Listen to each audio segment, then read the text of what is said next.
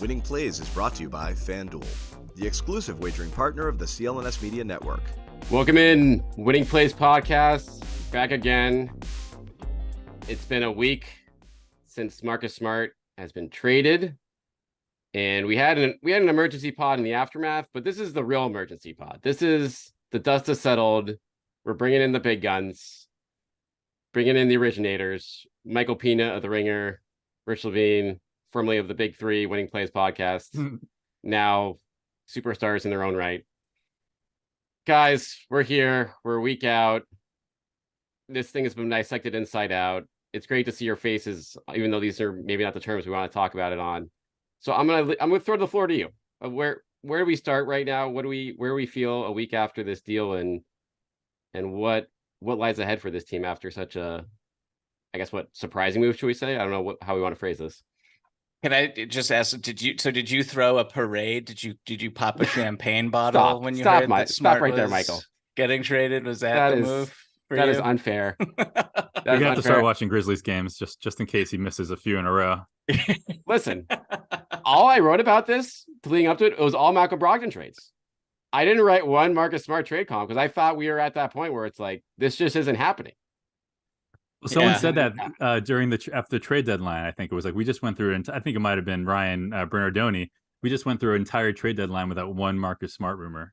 Right? Like it seemed like a bridge to forever with the Celtics and with Marcus. And then Malcolm Brogdon got hurt. They collapsed in the East Finals, and then everything got turned on its head. So I don't know. Can I tell you a story about the Marcus trade? So yes. Watching the drafts at home with my daughter, 8 years old, and they just mentioned something randomly about the trade, and then we're watching a few more minutes. She disappears into her room. Don't think much of it. At a commercial, a couple of minutes later, I walk by and she is just hysterically crying in her bed. And like 3 girls under 8, a lot of crying in our house. Normally, I can just brush it off. This seemed a little bit deeper. Sit down, like, what's the matter? She's like, can I talk to you in the other room? We have to walk in the other room, and she just breaks down in tears. And she's, his hair is not going to be green anymore. He's not going to be number 36 anymore. And I'm like, maybe he'll be 36. I'm trying to make it better. She's like, worst of all, I'm going to be rooting for the Grizzlies now, and you're going to be rooting for the Celtics. Wow. Amazing. I know. And like, I'm old and jaded. Like, we've seen Paul Pierce play in a different jersey. We've seen Tom Brady play in a different jersey. Like, it's shocking when someone gets traded, but like the whole, I don't know. The emotion has been drained out a little bit for me. I'm sorry to see Marcus go, but I'm not going to lose any sleep over it. But we all have that first moment in our fandom where we realize like these guys that we love. Mm-hmm. It's somewhat conditional. But I also said to her, like, I'm always gonna be a Marcus Smart fan. You're always gonna be a Marcus Smart fan. When the Grizzlies come and play the Celtics, we will root for. I think the first game back, I always root for the player. Like I wouldn't mind if Marcus hit a game-winning shot for the Grizzlies against the Celtics in that game. But for me, that was a moment where, like, again, sometimes I can get a little down by how little I'm affected by this stuff at this point. But to see someone who's going through it for the first time and really, really, really go through it, it kind of hit me kind of hard. Rich, you stole my thunder with that story because that was exactly my reaction to the Marcus Smart trade. Me and your daughter, we had the exact same. Your wife was playing the role of me. Exactly, consoling me, sobbing in bed. I was pretty stunned. I'm not gonna lie, because like all day long, you're seeing the Malcolm Brogdon rumors that are logical. I expected them to break up the trio of guards that they had for financial reasons more than anything. I thought like on the court it was fine and that they could win the championship as currently constructed, but the additional 2 years of salary, knowing that they wanted to bring back Jalen on a supermax extension, like I just know that someone would have to go, and I was kind of thinking that it would be Malcolm for a variety of reasons, and the trade that they had with the Clippers and the Wizards made a lot of sense. And then like you zoom out and the value that the Celtics got here is just like undeniably great, right? Like they upgrade. Kristaps Porzingis is a better player, I think. I don't know if you guys agree. And I think it's debatable, but I think Kristaps Porzingis' ceiling as a player is like an all-star. Like that's and I don't One think guy was Marcus an all-star, one Smart's- guy has never been an all-star. Right. Will never be an all-star. Right. I think that Ooh. his ceiling, I get the hatred, just the No, venom. that's not a The Come venom. on. Fair statement. So you upgrade with a younger player, more expensive for sure, but a younger player, someone who is an archetype that Brad Stevens and before him Danny Ainge clearly coveted. I thought for all season long, like that they were just waiting to make the Lauri Markkanen trade, honestly, because like that's the type of player that they have always wanted. Like that's why they signed Danilo Gallinari. They just love bigs who are skilled, who can shoot. And they get one who's maybe the best of that type of player when healthy. And they get 2 first-round picks too. And I know that they, flip one of them into a second I guess like Jordan Walsh. And how many seconds did they get? Like 4 seconds, additional, so like five total seconds. Yeah, which is valuable in the new CBA. It makes a lot of sense. So the value is just like undeniably, like if you're doing win-loss, whatever, how you want to grade trades, like the Celtics definitely got really good value and fundamentally changed like so much about their team and how they can play, particularly on the defensive end. And it's just going to be really fun, I think, to see how it all kind of shakes out. I guess like just B-Rob, like before you give your reaction to it, which is, obviously, again, like popping champagne bottles and just dancing in the streets. Please. Do you think like they're not done here at all, right? Like, No.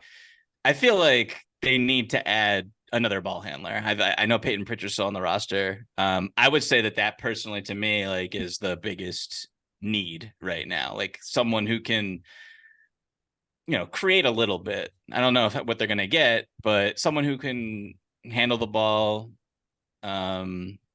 make life easier for Tatum and Jalen, hit some threes. Like that's a guard like that, maybe with some size, is probably what they need still. But yeah, it was a stunner. And 9 years, 9 good years with Marcus, 9 great years. It's a long time. It's a hell of a ride in this league. But really so is. B-Rob, we talk about someone that not exactly what Pina was just describing, but like, what's the deal with Brogdon? Like, is he around? I've heard first of all that he was not happy about the way that the trade. I would took assume out. so. Like, I think you hear all day that you're going to get traded, and then you get a call like half an hour before the actual trade saying, "Hey, you know what? That's not going to happen. We really, really want you here. Actually, we changed our mind. We'd love to have you here. Let's make this good." And you understand if you're Brogdon, where you're like, "Hey, maybe this isn't the right place for me anymore." Totally. I mean, honestly, like beyond just reflecting, that's what I want to talk to you guys about now in terms of there are all these X factors of this deal. And I think you just hit on the most important one, like maybe most pressing one now, Rich, is like Brogdon. Like pretty much was traded for 12 hours essentially. And then wasn't traded, got dragged through the mud, that like essentially like damaged goods with his like injury wise. So that like to add another layer of the hurt there. So like, what do the Celtics do with him? Can you mend fences enough with him right now? Like, and of course there's degrees. Of course he'll come back and play. He's not going to sit out or whatever and mope, but like, are you better off being like, yeah, listen, like you're a guy now. We just had too many. Can you go down that road with him? Or do you have to be like, listen, that is a potential long-term issue for us now for like cohesion, whatever on this team. We might be better off moving him anyway for payroll reasons, as Mike kind of alluded to as well, which they were trying to do in the first place. So like, do you try to get out ahead of that now and find, maybe a better ball handler like Mike was referring to? There's obviously some cheaper options in the market. Or do you swallow hard and knowing that his value is obviously lower right now after this episode and kind of try to reset and work the roster in other places heading into next season? Like, I don't know the answer to that. I'm about like publicly they're going to say we love Malcolm. He's going to be back, but like internally, Rich, like they have to be being like you said, like considering like, ooh, do we need to, just make this move because we kind of dug ourselves into this hole right now? Well, Pina, who else? When you mentioned like some of those other ball handlers, like preferably a little bit bigger, but either way, like who is that? I mean, obviously Patrick Beverley's name has been tossed around. I mean, that's a big move, like for chemistry and a whole lot of other reasons. But like, who else is out there? Like, Danny might want to get rid of Colin Sexton. Like, who else? I Yeah, don't know it's- about that. Morris. I love Monte Morris. I mean, Ooh, yeah. like Monte Morris, DeLon Wright. Yes. He would be a really good addition. Someone who can defend, size, handle the ball, etc. Like, I really like that. I do like Pat Bev, honestly. I was thinking about that earlier. If you can get him at the veterans minimum, I don't know if you can, but if you can, that's pretty enticing. Monte Morris is, I don't know how much they like it defensively, but again, I don't like, are you switching everything anymore? You know what I mean? Like, Yeah, no, it's like you're, the whole scheme's gonna be different. It seems like. yeah, it's like, I would assume they're gonna play a lot of well, I don't know. I've been going back in my head about, are they gonna play double bigs a lot this year, or if they're gonna really play if Porzingis is gonna play half his minutes at the 5, Tatum at the 4.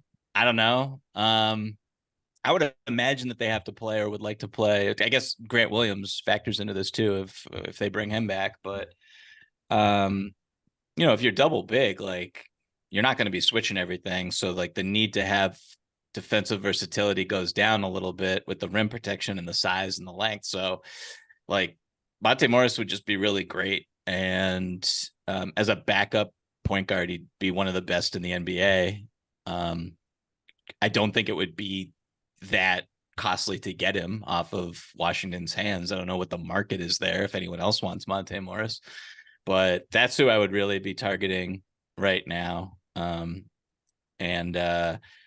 Yeah, because like I do think the passing thing is a little overblown, where it's like they lost their best passer. Now how are they gonna move the ball? Like, I think like still pretty much everybody is above average who's going to be in the rotation as a passer, besides Jalen. Like, Jalen's kind of, and maybe you could say Brogdon too if he's still around. Like, I don't think he's like this like great playmaker, but I think Tatum's fine. The bigs can all pass and are all willing passers, including KP, as he showed last year. So I think that's a little bit of a overblown criticism, but they need another ball handler, I think, because I don't feel comfortable giving the ball to Jalen Tatum, and it's not fair to them either to have them just run the show for 82 games, let alone in the playoffs.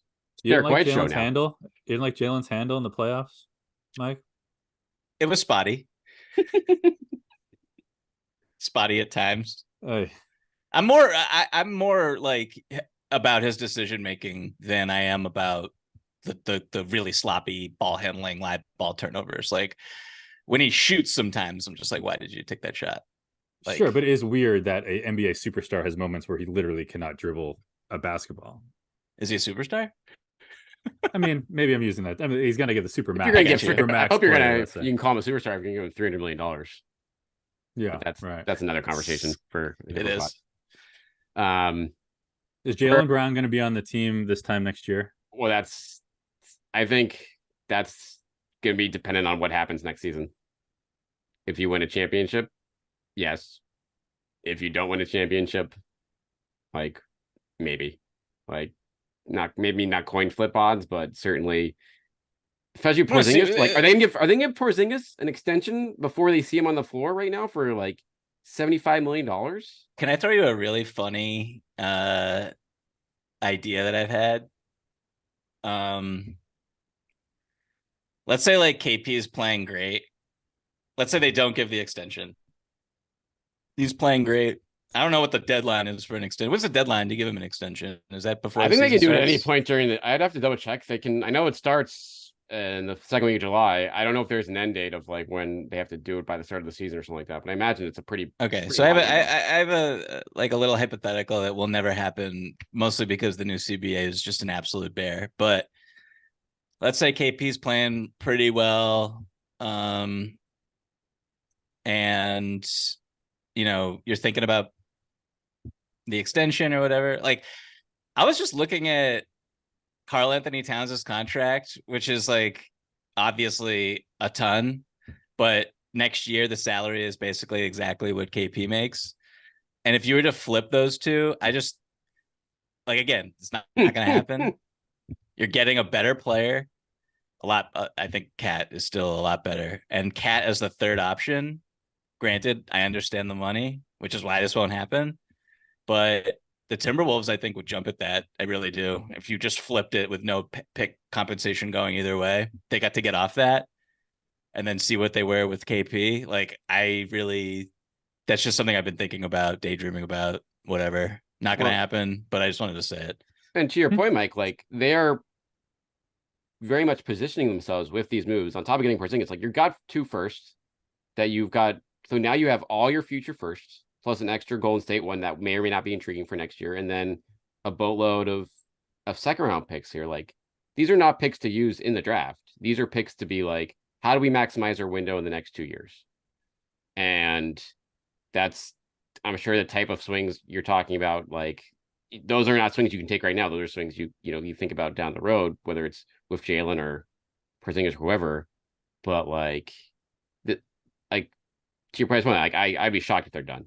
And the question is, do they wait kind of during the season to kind of see what it all looks like and then try to make that final move, or try to make another decent sized swing now for a, you're not going to get a star type player, but certainly there you have the assets to get, a starter level player to add to this rotation without really taking anything away outside of, considering whatever you think of Brogdon here. So I guess the question I have for you guys right now on this is like, if the question for next season is Brogdon or Grant and other stuff, like what direction do you go in as far as like affordability of like, is that an easy decision for you guys to make?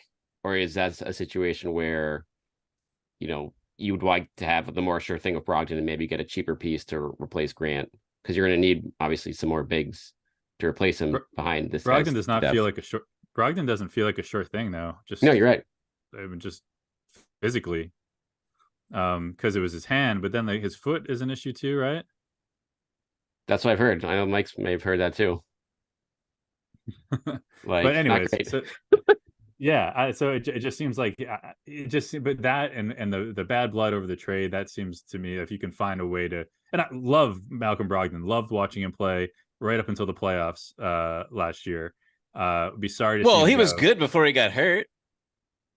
Yeah, sure, right. I was just talking about the end of the playoffs, sure. Clouding my memory a little bit. Did he impress you guys though in the playoffs? I feel like he was like fine, but he wasn't.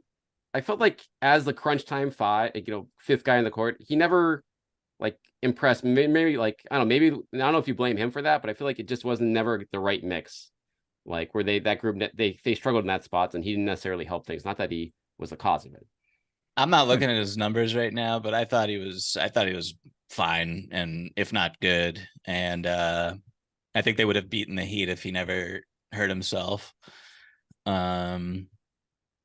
But yeah, I don't know. Like, I do think that to answer your initial question, like, was it Brogdon or Grant and stuff? Grant and other stuff, yeah, conceivably, like, because you could probably use the taxpayer mid-level $5 million, or if you trade Brogdon for someone like Morris, then you can use the savings to sign Grant, so you get essentially like 2 players for Brogdon's salary.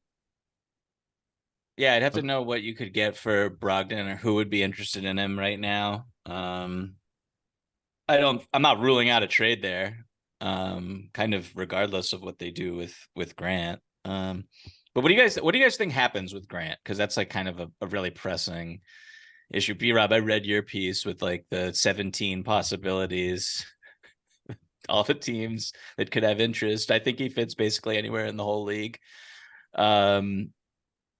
I do think can you answer something for me? Like, why are people that I'm just seeing like Celtics, mostly Celtics Twitter, but like, why do people think that a sign and trade is like likely here? Yeah, I think people think like, oh, you're not going to let Grant walk away for nothing. That's just that mentality. Well, but you might have to. But right, exactly. But that's if it comes down to like, well, we don't want to pay.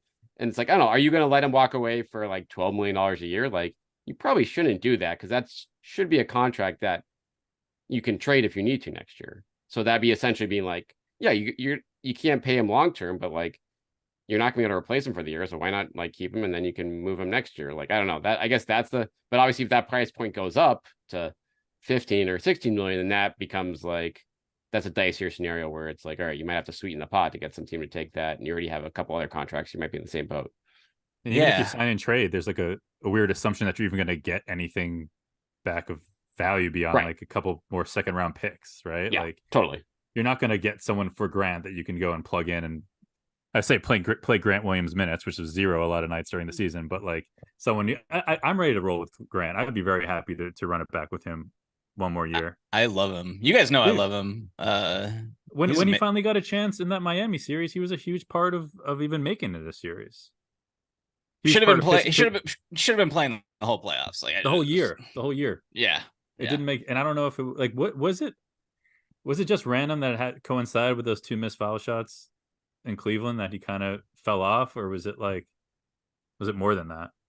No, I think that was random that it kind of coincided with that. I want to say that's like he got benched right before that, honestly, and that might have been when he first came back. It was something around those lines, but you're right? Like, I mean, this is one of the things where it's like, and we haven't even talked about the coaching part of this and the changes to the staff, and obviously Sam Cassell and Charles Lee and guys coming aboard, but like a lot of things that happened last year playing wise didn't make a lot of sense from rotation standpoints, from whether it was Grant Williams or, Derek White being benched in plenty of crunch time. So if that stuff's resolved and knowing what I'm with you guys 100%, like you have to have a very good replacement ready to go if you're going to let Grant Williams walk in this situation. And I don't see an easy path to doing that unless you're like using this Brogdon deal as a way to get, another big there. But even then it's like, why wouldn't you use that for something else and just keep Grant? I don't know. Like, it doesn't make much sense to me not to otherwise. Take your first swing at betting MLB on FanDuel and get 10 times your first bet amount of bonus bets and up to $200. Just bet $20 and you'll land $200 in bonus bets, win or lose. That's $200 you could spend betting everything from the money line to the over-under to who you think is going to be, hitting the first home run. All in the app that's safe, secure, it's super easy to use. Plus, when you win, you get paid instantly. There's no better place to bet on MLB than FanDuel, America's #1 sportsbook. So sign up today and visit FanDuel.com/Boston and get up to $200 in bonus bets. That's FanDuel.com/Boston. FanDuel, official partner of Major League Baseball. So I have a free agency prediction. You reminded me of it, B-Rob, when you were talking about the assistant coaches, because then I was thinking about how they also hired Emile Jefferson. Another move that's like, oh, Jason, this is your team. Sorry, Jalen. Jason, this is your team. Can't take credit for this, but Javonte Green back to the Celtics. Ooh. Never should have left. Never should have dumped him 2 years ago for tax purposes. Has actually played better in the Bulls. I like that a lot, Rich. Feel free to run with that one. Yeah. Yeah. That's because they honestly need that type of guy anyway. You need I feel like the springy wing. Like that's kind of something they didn't really have off the bench at all last year. Sam Hauser, excuse me. I mean, sorry. Apologies to Sam. What about Sam next year? We can assume maybe he'll be ready for a little bit more. Like, because the numbers say he's not horrible on defense, right? Yeah, he held up pretty well based on the metrics. Yeah, like they tried to attack him, and like I'm sure they were successful at times, but it wasn't like consistently like this is the guy we can attack and beat you with. And the shot came and went from time to time, but you would think maybe if he had a little bit more consistent run, might be more consistent with his shot. I don't know. Where do you? And maybe this depends on Grant as well. Like how many minutes might open up. Like if Grant's not there, like could you envision a situation where Hauser's playing 20 minutes a game? You certainly have to, Mike. I feel like if you're letting Grant walk, that is a huge bet on Sam Hauser as saying, okay, we think he can play the, guard fours or guard threes off the bench like regularly, which is, that remains to be seen, I guess. Yeah. I was just looking up Sam's splits. He averaged 16 minutes a game in 80 games last season. Oh, wow. That's like way more than I thought. Yeah, much more than I thought. Finished over 40%, 41.8% behind the 3-point line. Wow. Did go through lulls, to your point, Rich, for sure. And I do wonder, like, with shooters, what's in your head when it comes to how is making and missing this shot going to affect my playing time Right. going forward, which you never want. Like Pritch was in that spot for a good portion of this year, I thought too. Right. I mean, I like Hauser. I think he's like a rotational NBA player, and you can't have enough shooting, and he complements everybody around him. I don't know, like, definitely not the same defender as Grant Williams, for sure. There's a difference between holding up because you're getting picked on and like being a stopper, or being someone who you can throw on Giannis and throw on whoever, just name a guy, and Grant Williams can defend him capably. So yeah, I don't know. Like, I would be fine. I think the Celtics would be okay if he was getting more minutes next year. I think he's pretty good. And like, if he was an unrestricted free agent this summer, I think teams would seriously consider throwing, I don't know how much, but way more than the veterans minimum at him, for sure. One name that came up around him a lot last season because of his history with the Celtics was Strus, right? And I know at times some people within the organization had maybe argued that he could be better than Strus. He's not as athletic, I don't think, as Strus, or can he be? I think Hauser dunked it last year. Didn't he have some dunks? Well, he's 6'7", right? 6'8", yeah. Yeah, so I don't know if that speaks to his athleticism as opposed to having a long week. But yeah, no, I think it's a fair assessment. It sounds like Strus. I think I was reading Jake Fisher on Yahoo today, and they were talking about Strus getting more than mid-level money from one of these teams with cap space. So yeah, I would think that part of the equation. Like, Strus was never a great defender, but I think certainly like he's got more agility, etc. than Hauser. 3 dunks. Yeah, three dunks for three Hauser. Dunks, so look out. Year. But that doubles this year. Yeah, so I guess that's the question now. If it's like, with guys, when you have Hauser, when you have the Pritchards of the world, like coming off the bench right now, like lower cost options, is the front office, is it's being like, all right, let's kind of see what we have with those guys in this new, revamped rotation here, and then make tweaks as we go? Or do we say, hey, yeah, like we have 38-year-old Al Horford and 2 guys in Porzingis and Robb who average probably 45 games a season over the course of their career. Like, we probably want to have better insurance there than like Luke Cornett or something like that. Like, just in terms of like taking that onus off of them in the day-to-day, if they are going to play double bigs, which I expected. Like, you don't make this trade unless you like say like you want to play like what 60%, 70% of these games is double bigs now. I feel like when you have, lineups like when you have these guys in place and potentially one more big, right? Is that a too big of a leap, or is that What's the starting 5? What's the starting 5? I have no idea. Like White, Jalen, Tatum, and then your guess is as good as mine for which 2 of those last 3. Porzingis, obviously, but then like, is he Porzingis in the 4, Porzingis the 5? Like, what's the? But that's 4, we can say. Derek, yeah, Porzingis obviously is the fair. And Porzingis, yeah, so those is are it 4 Al or starters. Rob? I would personally start Rob.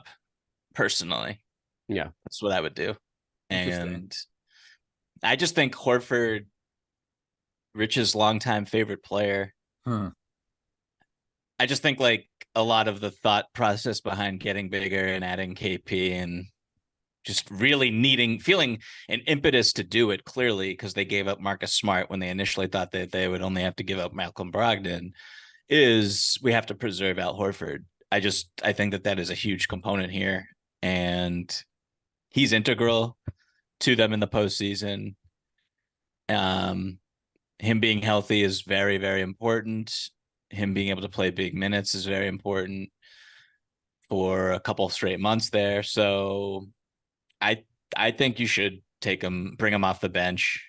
And honestly, Mike, are you saying Mike playing Al 31 minutes a year was not a good idea last year? 31 minutes a game, excuse me. Had to do what you had to do, I guess. I don't know. I just can't see him playing back-to-backs for sure again. I can't see him.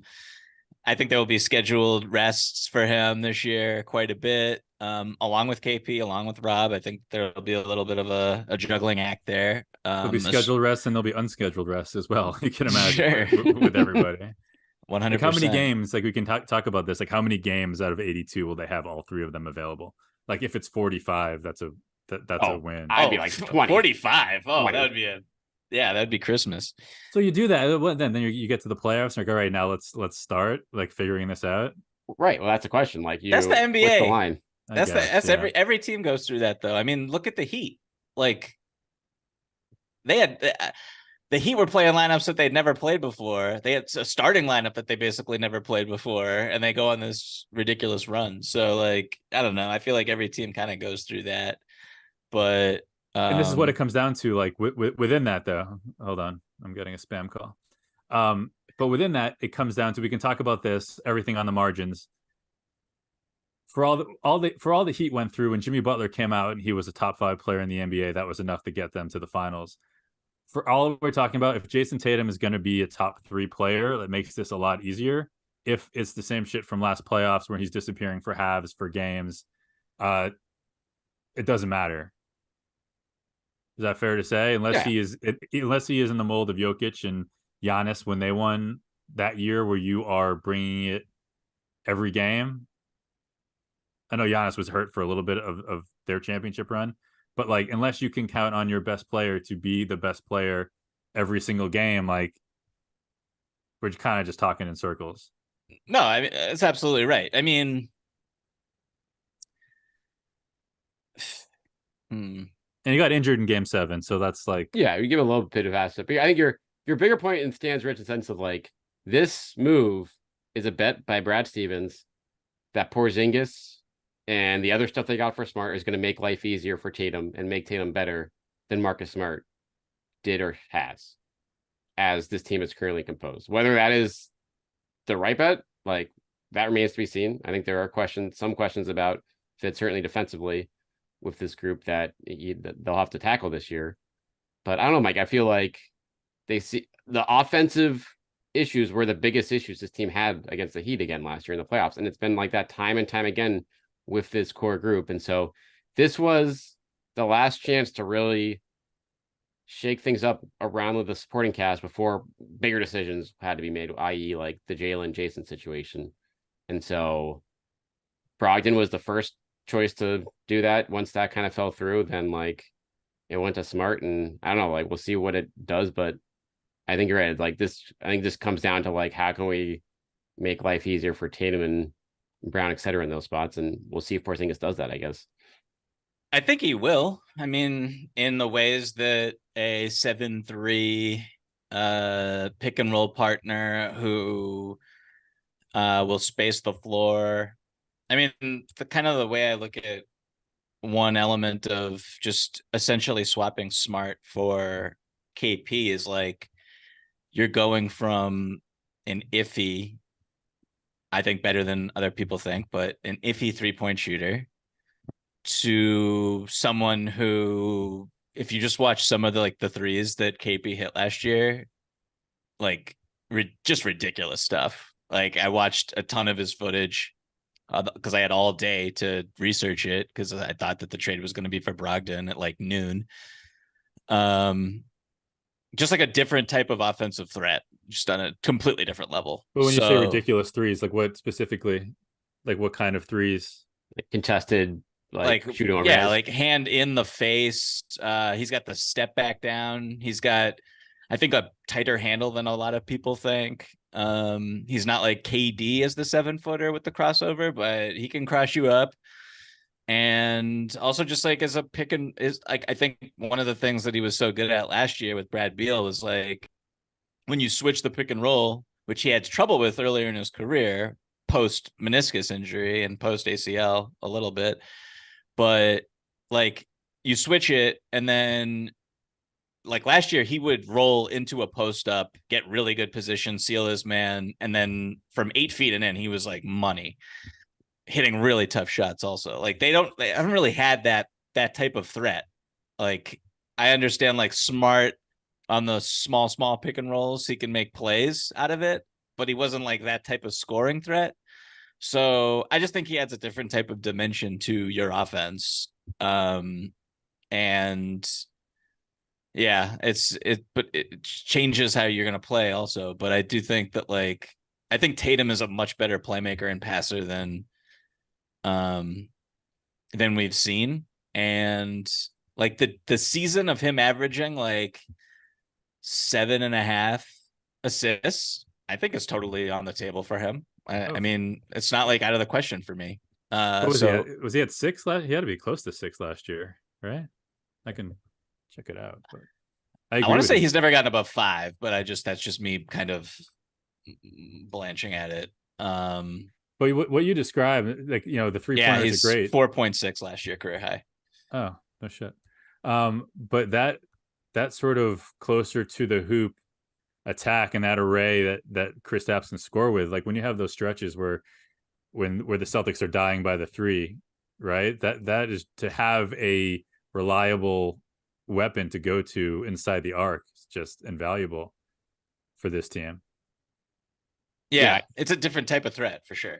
Because Al, especially at this point in his career, you could see in the playoffs, like against those zones and stuff, like he just, I mean, he goes to the free throw line like once every 3 games. He's just not looking to finish in those spots where, like, as you point out, Mike, in the video, like Porzingis seems to thrive in those spots, or like those in between areas where he can get, you know, kind of take advantage of that. And now this is the first time in his career he's gonna be the number 3 option, and he's gonna be playing with 2 arguably better offensive players. So the quality of the looks he should be getting in this offense should be far superior than anything he's seen in his career.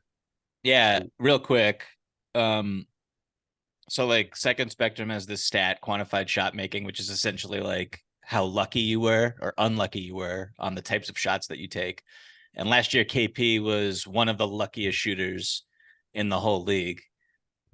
But he only shot 29% on uncontested 3-pointers. So what I think Brad sees is a guy who, like, they have access to those numbers, I'm sure.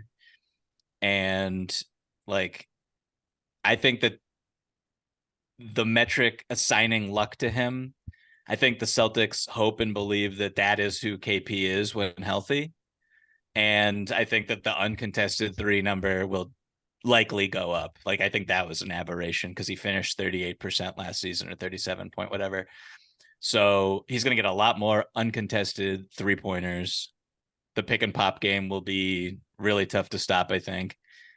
And yeah, like the true shooting that he had could go down a little bit, or could stay the same, could go up. Like I think KP is like a super talented offensive player, and like the ceiling here for him in Boston is like another all-star game. I think that is totally on the table for him in a winning environment. B-Rob, how many playoff series has Kristaps won in his career? I want to say 0. That'd be a 0. That would be a 0. 0-2, is that correct? Yeah, 2 years. He was nasty in the bubble. No, he didn't play in New York. It was all Dallas. In the bubble, he got it hurt after game 2 against the Clippers, and he was like unguardable in that series. Incredible. And that was tough. That was the meniscus injury, and he was like never the same in a Mavericks uniform after that. And also him and Luka didn't like each other. But what's that about? Yeah, what's the chemistry with him? Like, I don't know. Like, I mean, I don't know. Like, I think that was a different stage of his career for sure. I would be going off of, and Brad's talked about this a little bit, but I would be going off of like, you know, how he looked last season in the Wizards. Like, not really, like the ego didn't seem to be there at all. And so you had like him for the most part being healthy, for the most part, accepting his role in the hierarchy behind Brad Beal when they played together. And like, he was pretty quiet there and good. Like, I think this is like a lot better than a lot of people, because not a lot of people watch the Wizards. But yeah, I don't foresee him in a quote, like maybe it's a contract year, maybe it's not, but I don't foresee him like coming in and being like, I'm the best player on this team. Like, I just don't.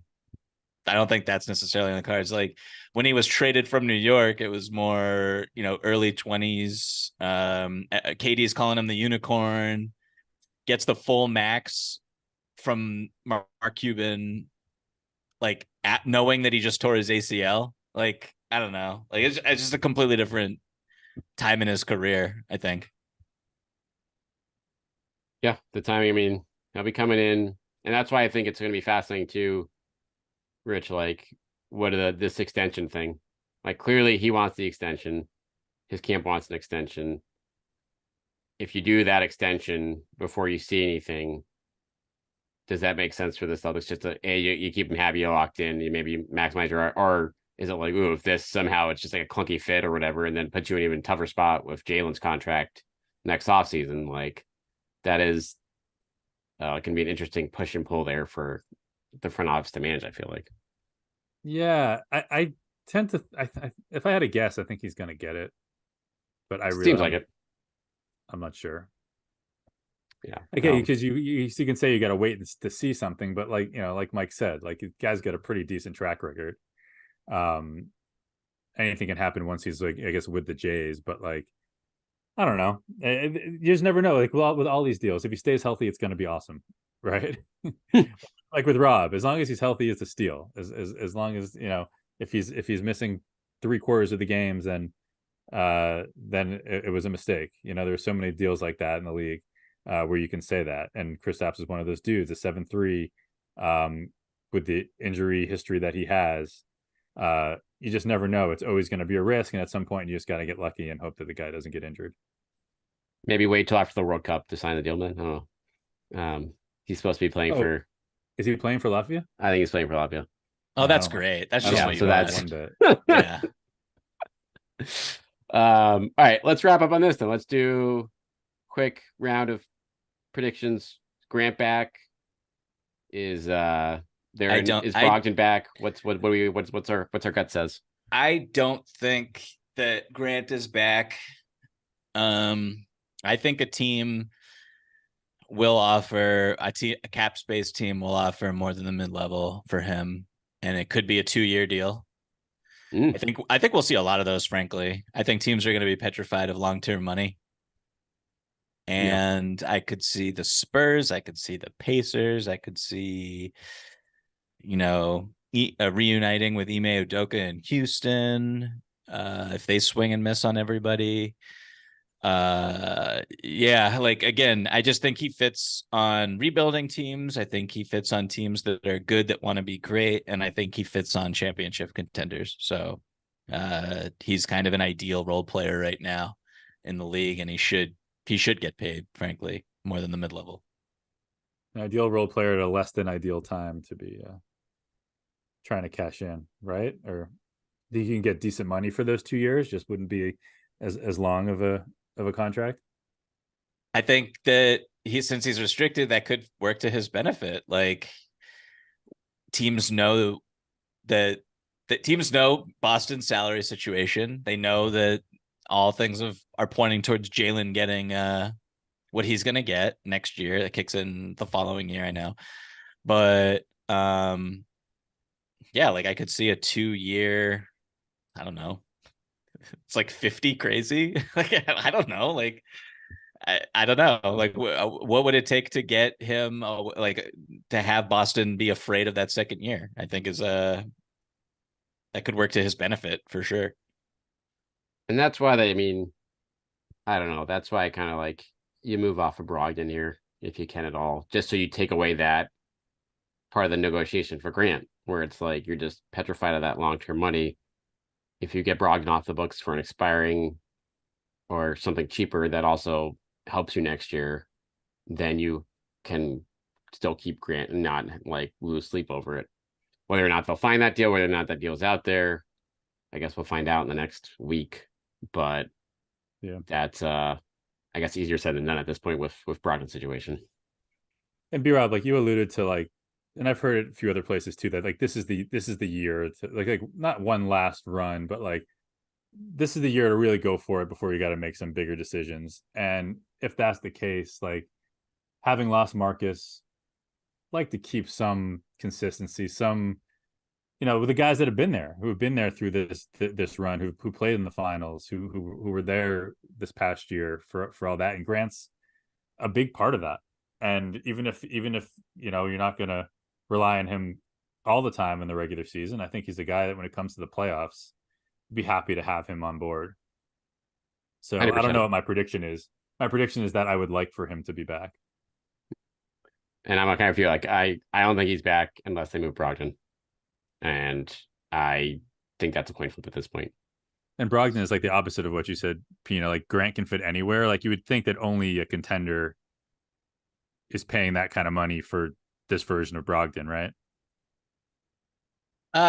Yeah, or I don't think Boston would do it, but there are teams out there that I think are looking to take on bad salary. That's a huge benefit right now of having cap space. So what are you going to give us with your bad salary? Second round pick and Rudy Gay. Yeah. John exactly, Collins, man. Dude, that's like literally, that's exactly right. Like, I think fans are not really coming to terms with how the new CBA is impacting the value of money on the open market and contracts that were signed. I don't know. Like, I mean, like even someone like DeJounte Murray, it's like, are the Hawks really are they pumped about paying him? I don't think so. Like they're afraid of the luxury tax. So let alone going across the apron, and they're going to have to extend Okongwu. So like, yeah, like I just think like there's a lot of teams out there where you could see some shuffling going on, and Malcolm Brogdon is at least on a fixed number. And I think teams out there would be willing to take him on with like a protected first or something attached to it. It could happen, could not. I'm just, just what I think. Totally. I think that's the one team that probably would have taken him without giving up something like that went out the door with the Clippers. Like, that's why I saw that package. I was like, wow, they're going to net, like, they're going to have the Clippers give a first for Brogdon. And then the Clippers were like, oh, wait, why are we doing this? Or physical, whatever they want to say, they didn't do it for it, but now Celtics back to square one for that front. Well, guys, this was a lot of fun. I miss you both very much. Yeah, man. We'll maybe recircle the wagons here when the dust settles in the next few weeks. See what how wrong we were about all our predictions and everything else. But Mike. KP for Cat. You heard it here first. KP, yeah. Put that down. I agree with that one. I love that. Mike's 3 steps ahead.